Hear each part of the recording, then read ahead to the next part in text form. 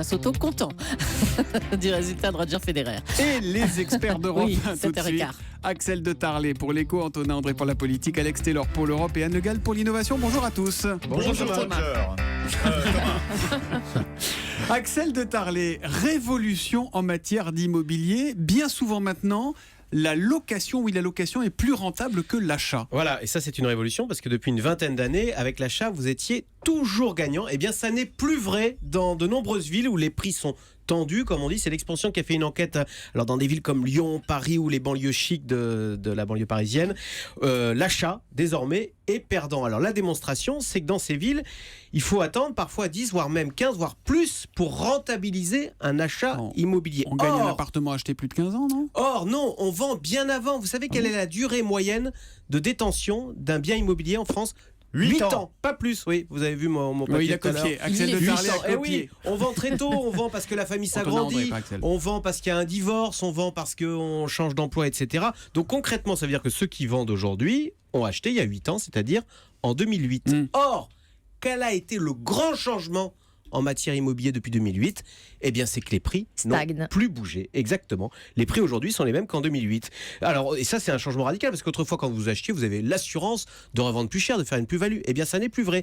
Ce qui veut donc dire qu'aujourd'hui, ceux qui vendent, ont du mal à vendre au même prix qu'ils ont acheté il y a 8 ans. Et donc, les ventes se passent mal. Ce qui veut donc dire que vous vous retrouvez avec des gens qui, parfois, déménagent dans l'urgence et se retrouvent avec... Ils n'ont pas revendu leur ancien appartement, donc ils ont toujours le crédit immobilier à rembourser, plus la location de leur nouvel appartement parce qu'ils ont dû déménager dans l'urgence. Alex Taylor. C'est culturel aussi. Moi, j'habitais 8 ans à Berlin et personne n'avait l'idée d'acheter un appartement. Les gens investissent dans des voitures. Il n'y a que les étrangers qui achètent. Voilà. Alors, en France, comme en Angleterre, c'est vrai que les gens aiment bien être propriétaires, mais ça devient hors de prix parce qu'il y a aussi... impossible. Il y a aussi la nouvelle... il y a aussi les charges de copropriété, les normes thermiques, la taxe foncière. Ce qui fait qu'aujourd'hui, entre le fait que vous avez du mal à revendre et toutes ces charges, eh bien, vous avez beaucoup de jeunes qui n'achètent plus, qui sont locataires. Ce chiffre à Paris, si vous regardez les 30-35 ans, les trentenaires, il n'y a plus que 7% qui peuvent acheter. En 1998, c'était 32% qui pouvaient acheter. Un thermomètre très rassurant de l'état de la société et de l'économie quand même. Ouais, voilà, les jeunes ne peuvent plus acheter. C'est plus intéressant de louer que d'acheter. La politique, Antonin André, une question ce matin. Le président va-t-il gracier Jacqueline Sauvage, 66 ans, cette femme condamnée à 10 ans de réclusion parce qu'elle a tué son mari de 3 coups de fusil dans le dos. Les faits remontent à 2012. Mais elle avait vécu avant ça 47 ans d'enfer, coups, abus sexuels sur elle et sur 2 de ses filles. Oui, alors le président est très attentif au dossier qui est en cours d'instruction à la chancellerie. Alors l'Élysée n'en dit pas davantage.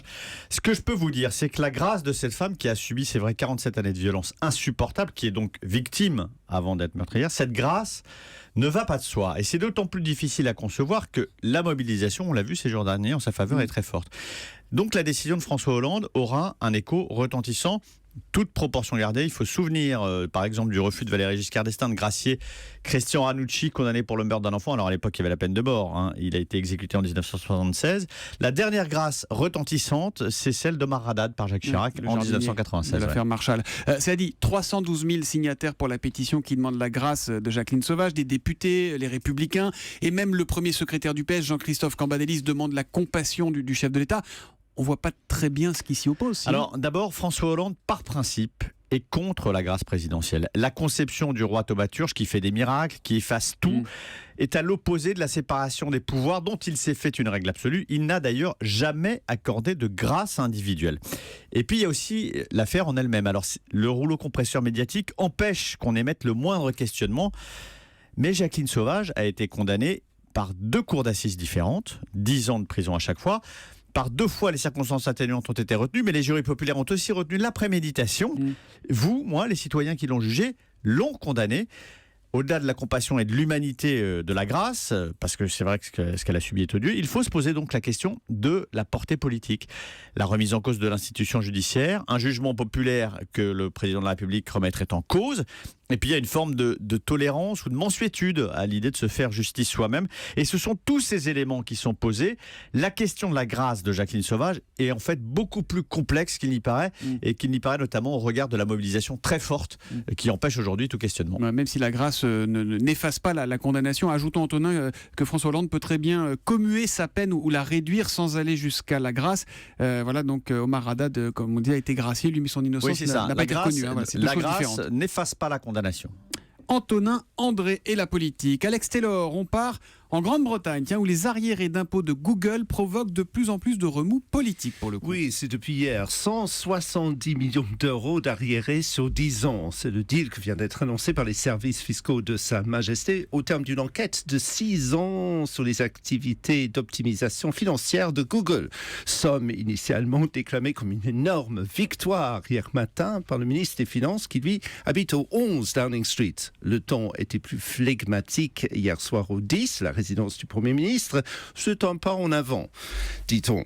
Entre-temps, en effet, pas mal de gens ont sorti leur calculatrice pour signaler que cela revient à un impôt société de 3% seulement sur les bénéfices. Puis nous avons The Times, journal on ne peut plus conservateur, qui jette de l'huile sur le feu en indiquant gentiment à sa une ce matin que la France est en train de conclure avec Google un deal 3 fois plus élevé, oui, Axel de Tarley, 500 millions d'euros, malgré le fait que Google fait 3 fois plus de business et emploie 4 fois plus de personnes au Royaume-Uni. Puis nous avons comme toujours le maire de Londres, le turbulent Boris Johnson avec ses cheveux, conservateur mais qui se verrait bien au 10 Downing Street et qui parle d'un deal dérisoire, chicken feed, de la bouffe pour gallinacés. Et même pas car Google dépense 12 millions d'euros chaque année pour de la viande de poulet dans ses cantines à travers le monde, à 30 ans de sources sûres. C'est la droite qui se déchire, Alex, pourquoi ? Ah bien, le fond de l'affaire, mon cher Thomas, c'est toujours, il faut chercher du Brexit là-dedans. Ça sent de plus en plus mal autour du référendum. Les vautours commencent à tournoyer déjà autour de Big Ben. Et si on tend l'oreille dans l'espace entre ces gongs au-dessus du Parlement, on aperçoit de façon spectrale le début du glas de l'ère David Cameron. La campagne est lancée, on n'a pas encore la date, mais la campagne pour le référendum sur le montre dirait aussi que les du Shakespeare un peu. La bonne nouvelle, ça montre aussi que les magouilles de Google commencent à être traquées dans tous les pays, parce qu'il y a l'Italie aussi qui a obtenu une réparation. Restez avec nous à Europe 1, Alex, parce que tout à l'heure, c'est votre ancien Premier ministre. Non, je croyais que vous disiez après le Brexit, mais là, je reste pour Tony Blair. Oui. Votre ancien Premier ministre Tony Blair qui sera à 8h15, l'invité exceptionnel de Jean-Pierre Elkabbach pour l'interview politique d'Europe 1. Tout de suite, on innove et on va prendre l'eau. L'innovation avec Anne Le Gall, donc la plus grosse hydrolienne de France vient d'être immergée au large de la Bretagne, Anne. Et oui, et c'est comme si on avait déposé par 40 mètres de fond un énorme réacteur d'avion aussi haut qu'un immeuble de 4 étages, du jamais vu. Et ce qui est surprenant, c'est que l'installation elle-même de cette énorme pièce d'acier a pris moins d'1 heure, parce qu'après avoir été tractée donc, par des barges à 10 km des côtes au large de Paimpol, eh bien, cette hydrolienne a tout simplement été immergée à l'aide d'un treuil.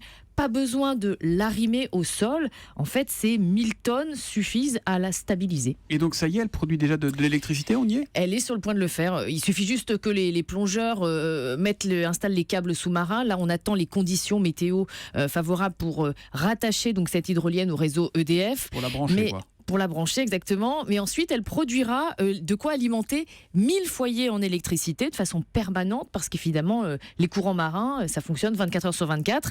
Une deuxième turbine, aussi conçue par le groupe DCNS, viendra très vite compléter le dispositif.